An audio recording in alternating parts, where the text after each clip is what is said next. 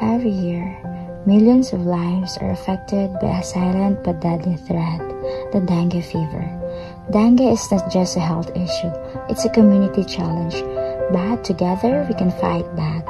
In this video, we'll explore how simple actions can prevent the spread of dengue and how you can make a difference. It's time to take a stand.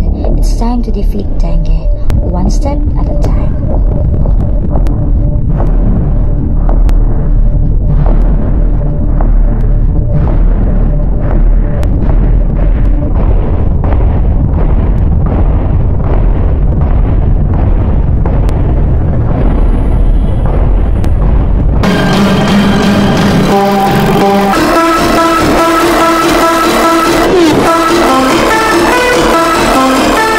Department of Health or DOH reported the Philippines recorded nearly 28,000 dengue cases in the first month of the year. Authorities are on guard against the rise of dengue cases in 9 areas in Alarma ang Health Department sa biglang sipa ng mga kaso ng dengue sa Pilipinas ngayong umpisa pa lang ng 2025.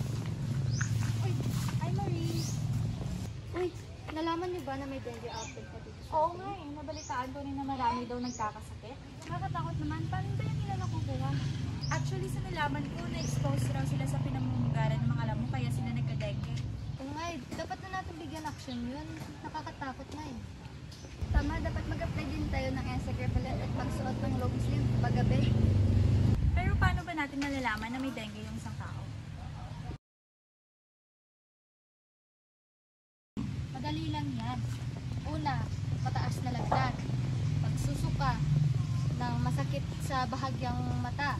At syempre may mga rashes ka nun. Magbigay alam na tayo sa barangay para matuldukan na to.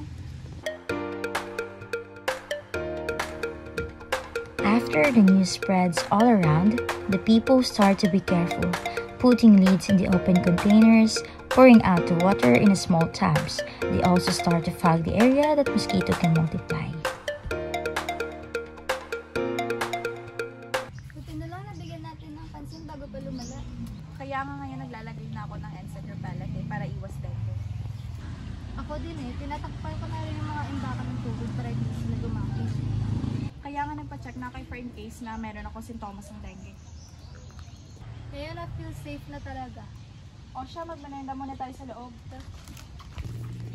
It's better to be safe than to suffer. Defeating dengue, a call to action for prevention and control.